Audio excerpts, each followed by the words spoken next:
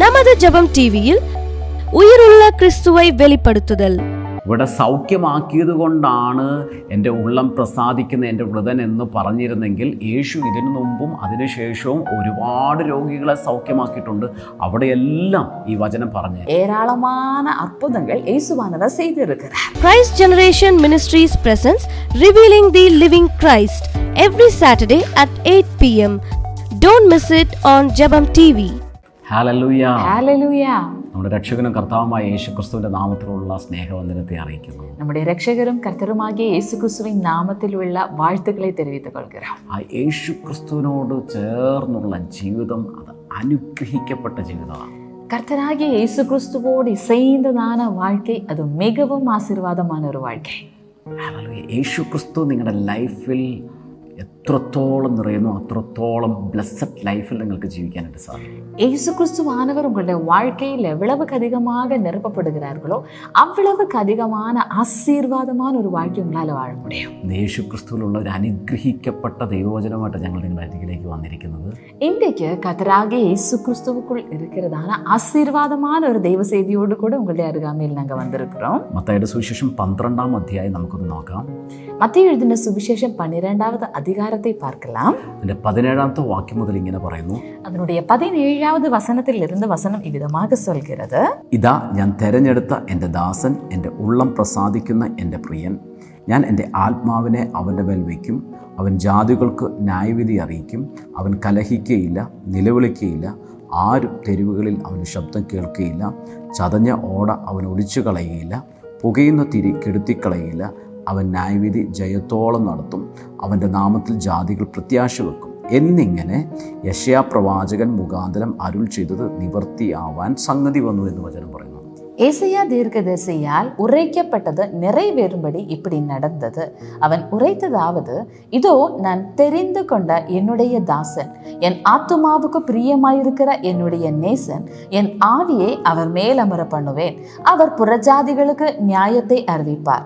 வாக்குவாதம் செய்ய விட்டார், கூக்குரலிடவும் மாட்டார். அவருடைய சத்தத்தை ஒருவனும் வீதிகளில் கேட்கப்படுவதும் இல்லை.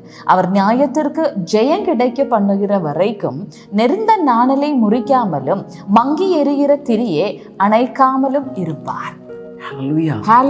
യെശയ്യാ പ്രവചനം 42-ാം അധ്യായത്തിലാണ് ഈ വാക്യം നമുക്ക് കാണാൻ സാധിക്കുന്നത്. ஏசாயா தீர்க்கதரிசன புத்தகம் 42வது அதிகாரத்தில் இந்த வசனத்தை நாம் பார்க்கிறோம். അവിടെയും ഇത് തന്നെ പറഞ്ഞു. ഇതാ ഞാൻ താങ്ങുന്ന എൻ്റെ ദാസൻ, എൻ്റെ ഉള്ളം പ്രസാദിക്കുന്ന എൻ്റെ വൃതൻ. ഞാൻ എൻ്റെ ആത്മാവിനെ അവൻ്റെ മേൽ വെച്ചിരിക്കുന്നു. അവൻ ജാതികളോട് ന്യായം പ്രസ്താവിക്കും. അവൻ നിലവിളിക്കുകയില്ല, ഒച്ചയുണ്ടാക്കില്ല. തെരുവീതിയിൽ അവൻ്റെ ശബ്ദം കേൾക്കുകയുമില്ല. ചതഞ്ഞ ഓട അവൻ ഒളിച്ചു കളയുകയില്ല. പുകയുന്ന തിരി കെടുത്തിക്കളയുകയില്ല. இதோ நான் ஆதரிக்கிற என் தாசன், நான் தெரிந்து கொண்டவரும் என் ஆத்துமாவுக்கு பிரியமானவரும் இவரே. என் ஆவியை அவர் மேல் அமர பண்ணினேன். அவர் புறஜாதிகளுக்கு நியாயத்தை வெளிப்படுத்துவார். அவர் கூக்குரலிடவும் மாட்டார். தம்முடைய சத்தத்தை உயர்த்தவும் அதை வீதியிலே கேட்க பண்ணவும் மாட்டார். அவர் நெருந்த நாணலை முறியாமலும் மங்கி எரிய திரியை அணையாமலும் நியாயத்தை உண்மையாய் வெளிப்படுத்துவார். യെശയ്യാ പ്രവചനം 42-ാം അധ്യായത്തിലുള്ള ഈ പ്രവചന ശബ്ദം മത്തായിയുടെ സുവിശേഷം 12-ാം അധ്യായത്തിനകത്ത് പറയുക, അങ്ങനെ യെശയ്യാ പ്രവാചകൻ മുഖാന്തരം അരുൾ ചെയ്തത് നിവർത്തിയാകുവാൻ സംഗതി വന്നു എന്ന്. இப்படி ஏசாயா தீர்க்கதரிசன புத்தகம் 42வது அதிகாரத்தில் இப்பொழுது நாம் வாசிக்க கேட்டதான இந்த தீர்க்கதரிசன வசனம் மத்தேயு எழுதின சுவிசேஷம் 12வது அதிகாரம் வழியாக ஏசாயா தீர்க்கதரிசியால் உரைக்கப்பட்டது நிறைவேறும்படி இப்படி நடந்தது என்று சொல்லி அந்த நிறைவேறுதலை வசனம் சொல்கிறது. എന്തുകൊണ്ടാണ് ആ വചനം അവിടെ നിവർത്തിയായി എന്ന് മത്തായിയുടെ സുവിശേഷത്തിൽ എഴുതിയിരിക്കുന്നത്? ஏன் மத்தேயு எழுதின சுவிசேஷத்தில் இந்த வாக்குத்தத்த வசனம் இந்த இடத்தில் நிறைவேறப்பட்டது என்று சொல்லி കാരണത്തിലാണ് അങ്ങനെ പറഞ്ഞിരിക്കുന്നത്? எந்த காரணத்தினால் அவ்விதமாக சொல்லப்பட்டிருக்கிறது? നമുക്ക് ആ വചനം മത്തായിയുടെ സുവിശേഷം 12-ാം അധ്യായം ശ്രദ്ധിക്കുമ്പോൾ നമുക്ക് മനസ്സിലാകും ഏത് വിഷയത്തെ പറ്റിയാണ് അവിടെ സംസാരിച്ചിരിക്കുന്നതെന്ന്. மத்தேயு எழுதின சுவிசேஷம் 12வது அதிகாரத்தை நாம் புரிந்து கொள்ளும் போது நமக்கு ஒரு விஷயம் புரிந்து கொள்ள முடியும். எந்த காரணத்தினால் இந்த வாக்குத்தத்த வசனம் நிறைவேறிட்டு என்று சொல்லப்படுகிறது என்று சொல்லி.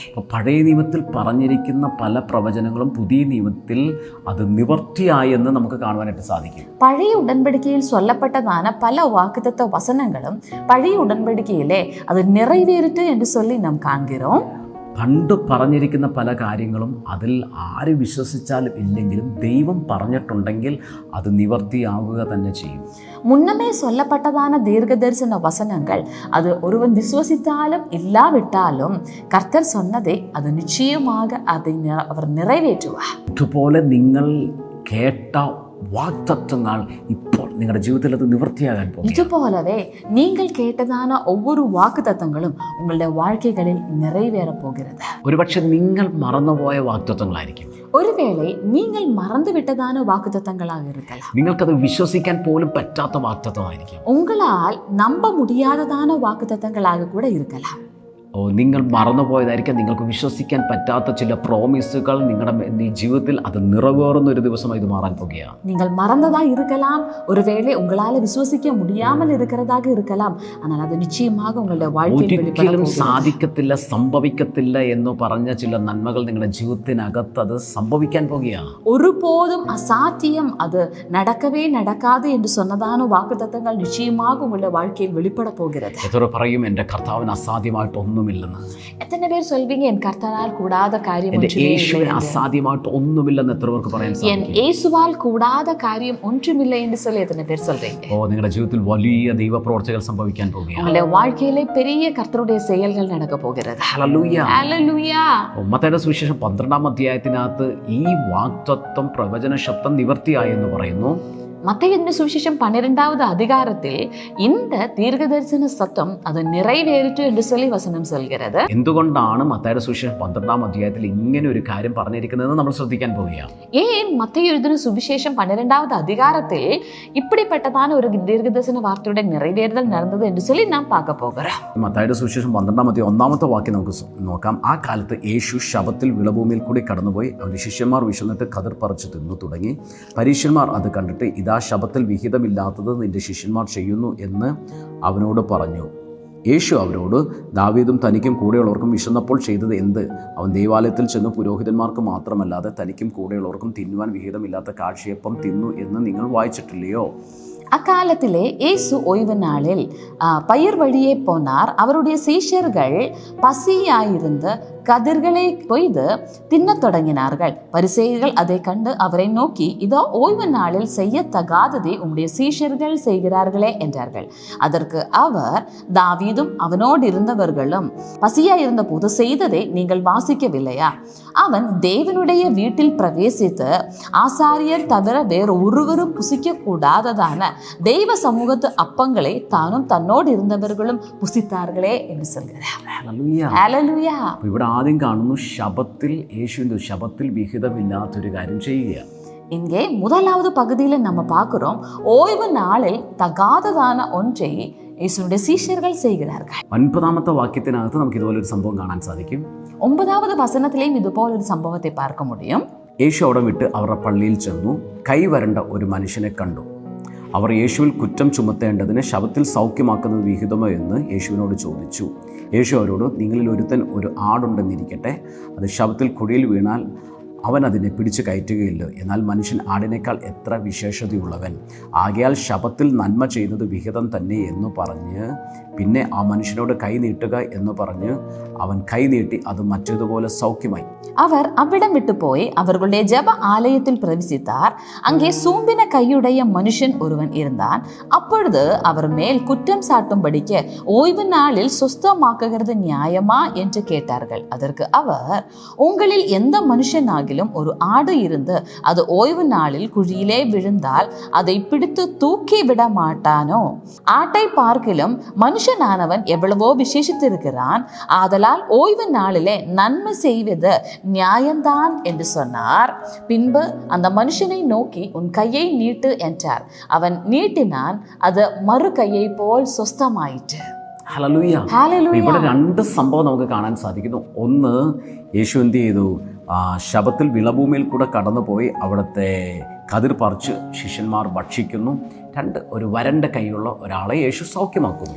இந்த அதிகாரத்திலே 2 சம்பவங்களை நாம் பார்க்கிறோம். முதலாவது பகுதியிலே இயேசுவும் சீஷர்களும் ஓய்வு நாளிலே ஒரு வயல் வழியாக போகும்போது அங்கே சீஷர்கள் கதிர் பறித்து அவர்கள் புசிக்க ஆரம்பிக்கிறார்கள்.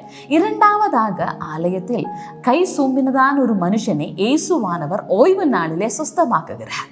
ഹല്ലേലൂയ. ഹല്ലേലൂയ. ഇത് ഏതു കാര്യം കൊണ്ടാണ് യശയാപ്രവാചകൻ മുഖാന്തരം പ്രവചിച്ച പ്രവചനം നിവർത്തിയായെന്ന് പറയുന്നത്?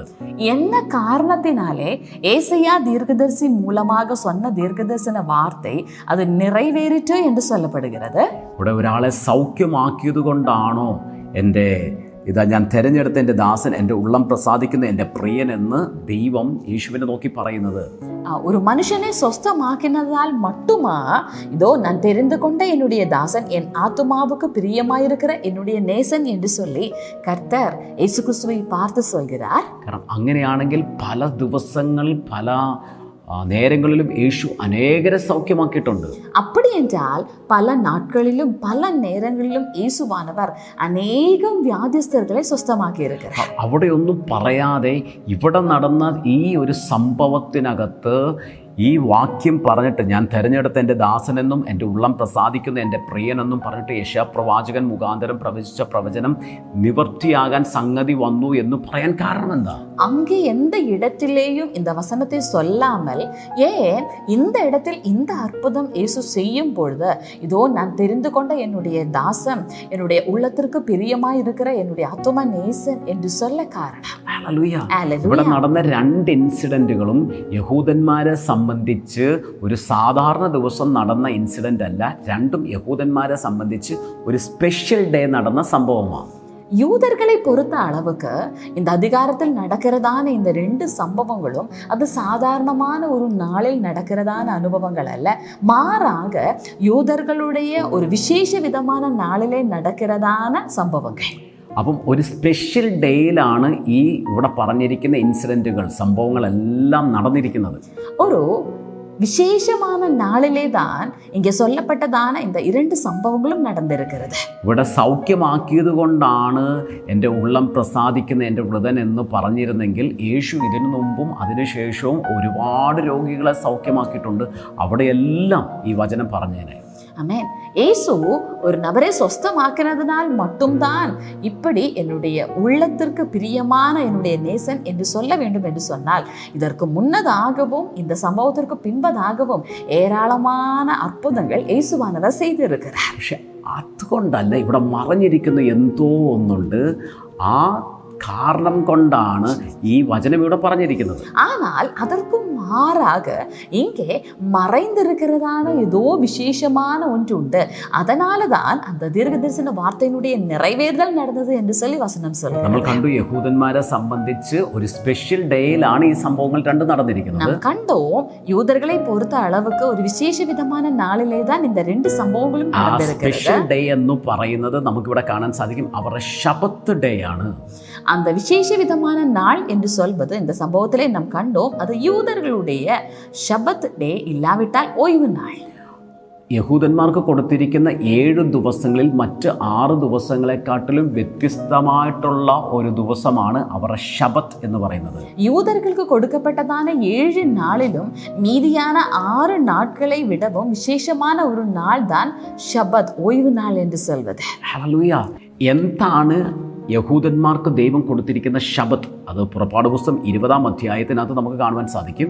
இதுதான் இஸ்ரவேல் ஜனங்களுக்கு கர்த்தர் கொடுத்திருக்கிறதான அந்த ஓய்வு நாள் என்று சொல்லி யாத்திராகமம் 20வது அதிகாரத்தில் நாம் பார்க்கிறோம். പുറപ്പാട് പുസ്തകം 20-ാം അധ്യായം 11-ാമത്തെ വാക്യം പറയുന്നു, 6 ദിവസം കൊണ്ട് യഹോവ ആകാശവും ഭൂമിയും സമുദ്രവും അവയിലുള്ളതൊക്കെയും ഉണ്ടാക്കി 7-ാം ദിവസം സ്വസ്ഥമായിരുന്നു. അതുകൊണ്ട് യഹോവ ശബത്ത് നാളിനെ അനുഗ്രഹിച്ച് ശുദ്ധീകരിച്ചിരിക്കുന്നു. யாத்திராகமம் 20வது அதிகாரம் அதனுடைய 11வது வசனம் இவ்விதமாக சொல்கிறது, கர்த்தர் 4 நாளைக்குள்ளே வானத்தையும் பூமியையும் சமுத்திரத்தையும் அவைகளுள்ள எல்லாவற்றையும் உண்டாக்கி 7ஆம் நாளிலே ஓய்ந்திருந்தார். ஆகையால் கர்த்தர் ஓய்வு நாளை ஆசீர்வதித்து அதை பரிசுத்தமாக்கினார் என்று சொல்லி. അപ്പൊ ശബത്ത് എന്ന് പറഞ്ഞാൽ എന്താ? 6 ദിവസം കൊണ്ട് യഹോവ തൻ്റെ പ്രവൃത്തി ചെയ്തു തികച്ച ശേഷം 7ആം ദിവസം സ്വസ്ഥനായിരുന്നു. അതാണ് യഹൂദന്മാരുടെ ശബത്ത് എന്ന് പറയുന്നത്. கர்த்தர் 6 நாட்களிலே தன்னுடைய கிரியைகளை எல்லாம் செய்து 7வது நாளிலே அவர் ஓய்ந்திருந்தார். அந்த ஓய்வு இஸ்ரவேல் ஜனங்களோட வாழ்க்கையில் வந்ததுதான் மெய்யான ஷபத், இல்லாவிட்டால் ஓய்வு நாள் என்று சொல்வது. യഹോവയാം ദൈവം സകലത്തെയും സൃഷ്ടിച്ച് 7ാം ദിവസം സ്വസ്ഥനായിരുന്നതുപോലെ യഹൂദന്മാർക്ക് കൊടുത്ത ഒരു സ്വസ്ഥതയാണ്, ആ സ്വസ്ഥതയുടെ ദിവസമാണ് ശബത്ത് ഡേ എന്ന്, ശബത്ത് നാൾ എന്ന് പറയപ്പെടുന്നത്. கர்த்தர் 6 நாட்கள் கிரியை செய்து 7வது நாளில் அவர் ஓய்ந்திருந்தது போலவே இஸ்ரவேல் ஜனங்களுக்கும் கர்த்தர் கொடுத்திருக்கிற ஒரு நாள் தான், ஓய்வினுடைய நாள் தான் 7வது நாள் என்று சொல்வது. ആ ദിവസം എന്തു ചെയ്യണമെന്ന് പറഞ്ഞിരിക്കുന്ന പുറപ്പാട് പുസ്തകം 20-ാം അധ്യായം 8-ാമത്തെ വാക്യം നമുക്ക് നോക്കാം. ശബത്ത് നാളിനെ ശുദ്ധീകരിക്കാൻ ഓർക്കുക. 6 ദിവസം അധ്വാനിച്ച് നിന്റെ വേലയൊക്കെ ചെയ്യുക. 7ാം ദിവസം നിന്റെ ദൈവമായ യഹോവയുടെ ശബത്ത് ആകുന്നു. അന്ന് നീയും നിന്റെ പുത്രനും പുത്രിയും നിന്റെ വേലക്കാരനും വേലക്കാരിയും നിന്റെ കന്നുകാലികളും നിന്റെ പടിവാതിൽക്കൽക്കകത്തുള്ള പരദേശിയും ഒരു വേലയും ചെയ്യരുത്. அப்போ ஓய்வு நாளில் எவ்விதமாக ஒரு இஸ்ரவேலன் இருக்க வேண்டும் என்று சொல்லி வார்த்தை சொல்கிறது. யாத்திராகமம் புத்தகம் 20-ஆம் அதிகாரத்தினுடைய 8வது வசனத்திலிருந்து வசனம் இவ்விதமாக சொல்கிறது. ஓய்வு நாளே பரிசுத்தமாய் ஆசரிக்க நினைப்பாயாக. 6 நாளும் நீ வேலை செய்து உன் கிரியைகளை எல்லாம் நடப்பிப்பாயாக. 7ஆம் நாளோ உன் தேவனாகிய கர்த்தருடைய ஓய்வு நாள். அதிலே நீயானாலும் உன் குமாரனானாலும் உன் குமாரத்தியானாலும் உன் வேலைக்காரனானாலும் உன் வேலைக்காரியானாலும் உன் மிருக ஜீவனானாலும் உன் வாசல்களில் இருக்கிற அந்நியனானாலும் யாதொரு வேலையும் செய்ய வேண்டாம். യഹോവ ശബത്ത് നാളിനെ അനുഗ്രഹിച്ച് ശുദ്ധീകരിച്ചിരിക്കുന്നത് കൊണ്ട് ഇസ്രായേലിനോട് പറയുക, ശബത്ത് നാളിനെ ശുദ്ധീകരിക്കാൻ ഓർക്കുക എന്ന്. ആമേൻ. ஓய்வு நாளை கர்த்தர் ஆசீர்வதித்து சுத்திகரித்திருப்பதனாலே ஓய்வு நாளை பரிசுத்தமாக எண்ணிக்கொள்ள வேண்டும் என்று சொல்லி இஸ்ரவேல் ஜனங்களுக்கும் கட்டளை இருக்கிறது. ഹല്ലേലൂയ. യഹോവ സ്വസ്ഥനായി ഇരുന്നതുപോലെ ഇവർ ആ ദിവസം വേലയൊന്നും ചെയ്യരുതെന്ന് ഇവർക്ക് കൽപ്പന കൊടുക്കുക. கர்த்தர் அந்த நாளில் ஓய்ந்திருந்தது போலவே இவர்களும் வேலை எல்லாவற்றையும் விட்டு ஓய்ந்திருக்க வேண்டும் என்று சொல்லி அவர் கட்டளையிடுகிறார். ഇതുപോലെ ദൈവമക്കളെ നിങ്ങളുടെ ലൈഫിലും സ്വസ്ഥതയിലിരിക്കുവാൻ കർത്താവായ ദൈവം ആഗ്രഹിക്കുന്നു. அன்பான தேவனுடைய பிள்ளைகளை, இது போல நீங்களும் உங்களுடைய வாழ்க்கையில் ஒரு சொஸ்தமான நிலைமையில் வர வேண்டும் என்று கர்த்தர் வாஞ்சிக்கிறார். 365 ദിവസവും വേല ചെയ്തുകൊണ്ടിരിക്കേണ്ടല്ല, വാരത്തിൽ ഒരു നാൾ, ആഴ്ചയിൽ ഒരു നാൾ നിങ്ങൾ സ്വസ്ഥതയോട് കൂടെ ആയിരിക്കാൻ പിതാവ് ആഗ്രഹിക്കുന്നു. 365 നാட்களும் நீங்கள் வேலை செய்து மடிந்து போகும்படியாக அல்ல, வாரத்தில் ஒரு நாளாவது ஓய்வு நாளாக இருக்க வேண்டும் என்று சொல்லி கர்த்தர் வாஞ்சிக்கிறார். ഈ സ്വസ്ഥത ദൈവത്തിന്റെ കൂടെ വാസം ചെയ്യുവാനാണ് ദൈവം ആഗ്രഹിക്കുന്നത്. இந்த ஓய்விலே கர்த்தரோடு கூட வாசம் பண்ணும்படியாக அவர் வாஞ்சிக்கிறார். ദൈവം ഇസ്രായേൽ ജനങ്ങൾക്ക് കൊടുത്ത ഈ കൽപ്പനയാണ് ശബത്ത് എന്ന് പറയുന്നത്. கர்த்தர் இஸ்ரவேல் ஜனங்களுக்கு கொடுத்த இந்த ஓய்வினுடைய கட்டளை தான் ஷபத் என்று சொல்வது. ഇസ്രായേൽ ജനങ്ങൾ മരുഭൂമിയിലൂടെ നടക്കുന്ന കനാൻ ദേശത്തിലേക്ക് നടക്കുന്ന കാലഘട്ടത്തിൽ இஸ்ரவேல் ஜனங்கள் கனான் தேசத்திற்கு நேராக வனாந்தரம் வழியாக நடக்கிறதான அந்த பிரயாணத்தில் മിസ്രൈമിന്റെ അടിമത്തത്തിൽ നിന്ന് ദൈവം അവരെ പുറത്തു കൊണ്ടുവന്ന് മരുഭൂമിയിലൂടെ അവരെ പ്രയാണം ചെയ്യിക്കുന്ന കാലഘട്ടത്തിൽ இஸ்ரவேலை கர்த்தர் எகிப்தினுடைய அடிமைத்தனத்திலிருந்து வெளியேற்றி கனானுக்கு நேராக பிரயாணம் பண்ண வைக்கிறதான அந்த நாட்களில் മോശെ ഇസ്രായേൽ ജനങ്ങളോട് പറയുക, പുറപ്പാട് പുസ്തകം 16-ാം അധ്യായം 16-ാമത്തെ വാക്യത്തിനകത്ത് നമുക്ക് ഇങ്ങനെ കാണാൻ സാധിക്കും. மோசே இஸ்ரவேல் ஜனங்களிடத்திலே சொல்கிறார். யாத்திராகம புத்தகம் 16வது அதிகாரத்தினுடைய 16வது வசனத்தில் நாம் വിധமாக பார்க்கிறோம். ഓരോരുത്തരും ഭക്ഷിക്കാവുന്നിടത്തോളം പെറുക്കിക്കൊള്ളുവൻ, താന്താന്റെ കൂടാരത്തിലുള്ളവരുടെ എണ്ണത്തിനൊത്തവണ്ണം ആളൊന്നിന് ഇടങ്ങഴി വീതം എടുത്തുകൊള്ളണം. அவரவர் புசிக்கும் அளவுக்கு தக்கதாக அதில் எடுத்து கொள்ள கடவீர்கள். உங்களில் உள்ள ஆத்துமாக்களுடைய இலக்கத்தின்படி அவனவன் தன் கூடாரத்தில் இருக்கிறவனுக்காக தலைக்கு ஒரு ஓமர் அளவு எடுத்துக்கொள்ள கடவன் என்று சொல்கிறார். ദൈവം മന്ന പൊഴിച്ചു കൊടുക്കുന്ന സമയത്താണ് പറയുന്നത്, ആളൊന്നിന് ഒരു ഓമർ വെച്ചെടുക്കണം. இஸ்ரவேல் ஜனங்களுக்கு கர்த்தர் மன்னா கொடுக்கிற வேளையிலே தான் சொல்கிறார், தலைக்கு ஒரு ஓமர் வீதமாக இவர்கள் சேர்த்து கொள்ளும்படிக்கு. ഹല്ലേലൂയ. ഒരു ഇടങ്ങഴി, ഒരു ഓമർ എന്ന് പറയുന്നത് 10 ഏഫയാണ്. ஒரு ஓமர் என்று சொல்வது 10 எப்பா என்று சொல்லி നമുക്ക് பார்க்க முடியும். ഹല്ലേലൂയ. ഹല്ലേലൂയ. അപ്പോൾ 1 ഓമർ, ഒരു ഓമർ എന്ന് പറയുന്നത് 2.3 ലിറ്റർ ആണ് 1 ഓമർ എന്ന് പറയുന്നത്. ഒരു ഓമർ എന്ന് சொல்வது 2.3 ലിറ്ററുകൾ എന്ന് சொல்லி നമ്മൾ பார்க்கிறோம். അപ്പം ആളൊന്നിന് ഒരു ഓമർ വെച്ചെടുക്കാൻ മോശ ഇവിടെ പറയുമ്പോൾ ഒരാൾക്ക് ലഭിക്കുന്നത് 2.3 லிட்டராണ് ஒராளுக்கு லഭിക്കുന്നത്. தலைக்கு ஒரு ஓமர் வீதமாக எடுத்துக்கொள்ள வேண்டும் என்று சொல்லும் பொழுது ஒவ்வொரு நபர்களுக்கும் 2.3 லிட்டர் மன்னா கிடைக்கிறது. ഹല്ലേലൂയ. അത് കിലോ കണക്കിലാണെങ്കിൽ 1.56 to 1.77 കിലോയാണ് ഒരു വ്യക്തിക്ക് മന്ന ലഭിക്കുന്നത്. அது கிலோ கணக்கில் நம்ம பார்க்கும்போது 1.56 1.77 வரைக்கும் கிலோ ஒரு நபருக்கு மன்னா கிடைக்கிறது.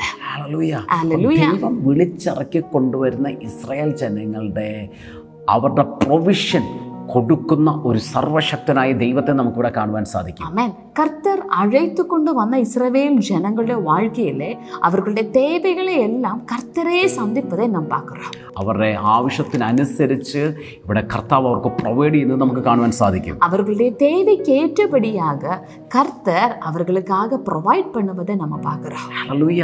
ഇസ്രായേൽ ജനങ്ങളുടെ അവർ താമസിക്കുന്ന പാളയം ഇറങ്ങുന്നിടത്തും മന്ന വീഴുമ്പോൾ മോശ അവരോട് പറയാ, ആളൊന്നിനും ഭക്ഷിക്കാവുന്നിടത്തോളം പെറുക്കിക്കൊള്ളുവിൻ. ആമേൻ. ഇസ്രായേൽ ജനങ്ങൾ அந்த பாளையம் இறங்குற இடத்திலே மோசே வழியாக கர்த்தர் சொல்வது என்னது? ஆமேன். உங்களால தலைக்கு எவ்வளவு எடுத்துக்கொள்ள முடியுமோ அவ்வளவுக்கு அதிகமா எடுத்துக்கொள்ளுங்க. ഹല്ലേലൂയ. ഭക്ഷിക്കാവുന്നിടത്തോളം പെറുക്കിക്കൊള്ളുവിൻ. உங்களால புசிக்க முடிகிற அளவுக்கு நீங்க சேர்த்துக்கொள்ளுங்க. ഇന്ന് കർത്താവ് നിങ്ങളെ വിളിച്ചിറക്കിയിട്ടുണ്ടെങ്കിൽ, നിങ്ങൾ യേശുവിന്റെ ശബ്ദം കേട്ട് ഇറങ്ങിയിട്ടുണ്ടെങ്കിൽ, നിങ്ങളെ അത്ഭുതകരമായിട്ട് നടത്തുവാൻ ഈ സർവശക്തനായ യേശുവിന് സാധിക്കും. ஆமென். இன்றைக்கு கர்த்தர் அழைத்து உங்களை வெளியே கொண்டு வந்திருக்கிறார் என்று சொன்னால் உங்களை அதிசயமாக நடத்த இந்த சர்வ வல்லமையுள்ள கர்த்தரால் கூட. വചനം പറയുന്നു, ആവശ്യത്തിനനുസരിച്ച് നിങ്ങൾ പെറുക്കിക്കൊള്ളുവിൻ.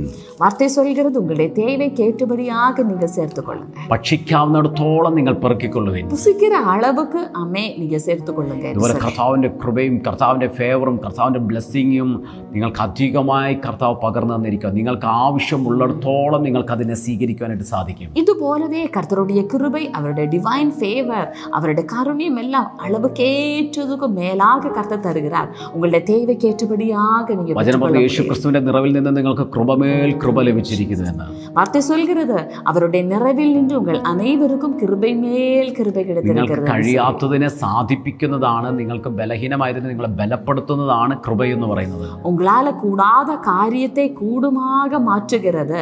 உங்களுடைய ബലഹീനത്തിലെ അമ്മേ കർത്തരുடைய ബലം വിളങ്ങുகிறது. இதுதான் ദൈവ കൃപ എന്ന് சொல்றது. ആവശ്യമുള്ളിടത്തോളം അതിനെ സ്വീകരിക്കാനായിട്ട് സാധിക്കും. உங்களுக்கு தேவையான அளவுக்கு இதை பெற்றுக்கொள்ள முடியும். ഇസ്രായേൽ ജനങ്ങൾക്ക് ആ മരുഭൂമിയിൽ ദൈവം മന്ന പൊഴിച്ചു കൊടുത്തതുപോലെ നിങ്ങളുടെ ജീവനും ഭക്തിക്കും ആവശ്യമുള്ളതെല്ലാം സ്വർഗത്തിലെ പപ്പ നിങ്ങൾക്ക് പ്രൊവൈഡ് ചെയ്തുകൊണ്ടേയിരിക്കും. ഇസ്രായേൽ ജനങ്ങൾക്ക് വനാന്തരത്തിലെ മന്നാവെ കൊടുത്തതുപോലവേ ഉങ്ങളുടെ ജീവനുക്കും ഭക്തിക്കും தேவையானது എല്ലാം ഉങ്ങളുടെ പരലോക അപ്പാ തരുവാർ. ഹല്ലേലൂയ. ഹല്ലേലൂയ. വിളിച്ച ദൈവം വിശ്വസ്തനാണെന്നൊന്ന് വാഗോണ്ട് വിളിച്ചു പറഞ്ഞേ. അழைத்த കർത്തർ ഉണ്മയുള്ളവർ എന്ന് சொல்லி ഉങ്ങളുടെ വായിൽ ആ സ്വർഗത്തിലെ പിതാവായ യേശു കർത്താവ് നിങ്ങളെ ഒരിക്കലും ഉപേക്ഷിക്കത്തില്ല. அந்த கர்த்தர் இயேசுவானவர் ஒருபோதும் உங்களை கைவிடுவதில்லை. എത്രത്തോളം വിശ്വസിക്കുന്നു അത്രത്തോളം യേശുവിന്റെ മഹത്വത്തെ നിങ്ങളുടെ ജീവിതത്തിൽ നിങ്ങൾക്ക് കാണുവാൻ സാധിക്കും. நீங்க எவ்வளவுக்கு அதிகமாக விசுவசிக்கிறீர்களோ அவ்வளவுக்கு அதிகமாக கர்த்தருடைய மகிமை உங்கள வாழ்க்கையில் நீங்க காண போகிறீங்க. വിളിച്ചിറക്കിയ ദൈവം ഇസ്രായേൽ ജനങ്ങളെ മരുഭൂമിയിലൂടെ വിശപ്പോടുകൂടെ അല്ല അയച്ചത്, അവർക്ക് തൃപ്തി വരുന്ന അളവിൽ പിതാവ് അവർക്ക് പ്രൊവൈഡ് ചെയ്തുകൊണ്ടേയിരുന്നു. அழைத்து வெளியே கொண்டு வந்த பரலோக தகப்பன் இந்த வனாந்தரத்தில் பசியோடு கூட அல்ல அவர்களை நடத்தினது, அவர்களுடைய தேவைக்கு ஏற்றபடியாகவே அவர்களுடைய தேவைகளை சந்தித்து நடத்தினார். അവരോട് അധ്വാനിച്ചല്ല ജീവിച്ചേ, அவர்கள் அங்கே உழைத்தல்ல வாழ்ந்தது, അവർ കഷ്ടപ്പെട്ടല്ല ജീവിച്ചത്, அவர்கள் കഷ്ടപ്പെട്ടല്ല வாழ்ந்தது. സ്വർഗം തുറന്നവരെ ബ്ലസ് ചെയ്ത് നടത്തുവാൻ തുടങ്ങി. പരലോകം തിറന്നവர்களை ആശീർവദിத்து നടത്തിனார். എത്ര പേർ വിശ്വസിക്കുന്നു എന്നെ യേശു ഇതുപോലെ എന്നെ അത്ഭുതകരമായിട്ട് നടത്തുമെന്ന്? எத்தனை பேர் நம்புகிறீங்க என்னுடைய கர்த்தராகிய இயேசுவானவர் இதுപോലെ என்னை நடத்துவார்? സദൃശവാക്യങ്ങൾ 10:22 വചനം ഇങ്ങനെ പറഞ്ഞു, നിങ്ങളുടെ അധ്വാനത്താലല്ല ദൈവത്തിന്റെ അനുഗ്രഹത്താലാണ് സമ്പത്ത് ഉണ്ടാകുന്നതെന്ന്. ആമേൻ. நீதிமொழிகள் 10வது அதிகாரம் 22வது வசனம் விதமாக சொல்கிறது, உங்களுடைய உழைப்பினால் அல்ல கர்த்தருடைய ஆசீர்வாதத்தினாலே நன்மைகள் ഉണ്ടാகிறது എന്ന് சொல்லி. ഹല്ലേലൂയ. എത്ര പേർ വിശ്വസിക്കുന്നു എന്റെ യേശു എന്നെ അത്ഭുതകരമായിട്ട് വഴി നടത്താൻ പോവുകയാണ്? எத்தனை பேர் விசுவசிக்கிறீங்க என் இயேசுவானவர் അത്ഭുതமாக എന്നെ വഴി നടത്ത പോകുகிறார்? ആമേൻ. പിതാവാം ദൈവം അവർക്ക് പ്രൊവൈഡ് ചെയ്ത് കൊടുത്തതുപോലെ നിങ്ങളുടെ ഓരോ ദിവസത്തെ നീഡ്സും കർത്താവ് നിങ്ങൾക്ക് പ്രൊവൈഡ് ചെയ്ത് തരാൻ പോവുകയാണ്. ആമേൻ. പിതാവാകിയ ദേവൻ അവരുടെ தேவைகளை எல்லாம் அற்புதமாக சந்தித்தது போல உங்களுடைய அன்றாட தேவைகளை உங்களுடைய பரலோக அப்பா விசேஷித விதமாக சந்திக்க போகிறார். ഹല്ലേലൂയ. ഹല്ലേലൂയ. നമ്മൾ ഒരുമിച്ച് പ്രാർത്ഥിക്കാൻ പോവുകയാണ്. നാം ഒരുമിച്ച് ജപിக்க போகிறோம். നിങ്ങൾ നിങ്ങളുടെ പ്രാർത്ഥനാ വിഷയങ്ങൾ നിങ്ങളുടെ മുമ്പിലേക്ക് ഇപ്പോൾ കൊണ്ടുവന്നാട്ടെ. നിങ്ങൾ ഇപ്പോഴേ ഉങ്ങളുടെ ജപ വിഷയങ്ങൾ ഉങ്ങളുടെ മുൻപதாக കൊണ്ടു വാ. നിങ്ങൾ പ്രാർത്ഥന എഴുതി വെച്ചിരിക്കുന്ന ആ ഡയറികളെല്ലാം ഇപ്പോൾ ഫ്രണ്ടിലേക്ക് എടുത്തു.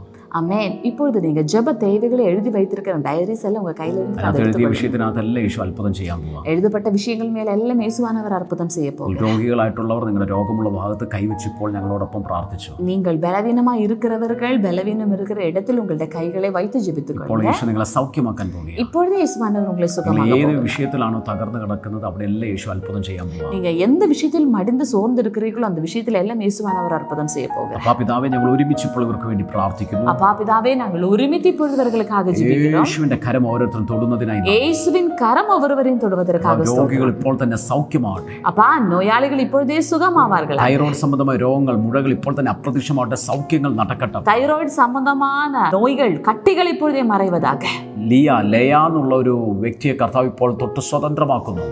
ലയ എന്ന താൻ ഒരു നബരെ കർത്താവ് തൊട്ട് വിടുതലയാക്കുക. യേശുവിന്റെ അത്ഭുത കരം തൊടുന്നതിനായി സ്തോത്രം ചെയ്യുന്നു. യേശുവിനുടെ അത്ഭുത കരം തൊടുവதற்காக സ്തോത്രം. ബിസിനസ്സുകളെല്ലാം ഇങ്ങനെ തകർന്നു കിടക്കുക, നിങ്ങൾ എന്ത് ചെയ്തിട്ടും സക്സസ് ആവുന്നില്ല. എന്നാൽ യേശു ഇപ്പോൾ അതിനകത്തൊരു വലിയ പ്രവൃത്തി ചെയ്യുന്നു. തടസ്സങ്ങൾ മാറി ഒരു വലിയ ഉയർച്ചയിലേക്ക് യേശു നിങ്ങളെ കൊണ്ടുപോവുകയാണ്. உங்களுடைய பிசினஸ் எல்லாம் அப்படியே தகர்ந்து கிடக்கிறது. ஆனால் இயேசுவானவர் இப்பொழுது அதை தொட்டு அதில் சில விடுதலைகள், அதில் சில அசைவுகளை செய்கிறார். രവി എന്നുള്ള ഒരു വ്യക്തിയെ കർത്താവ് തൊടുന്നു. വലിയൊരു വിടുതലിലേക്ക് കുടുംബത്തെ കർത്താവ് നടത്തുകയാണ്.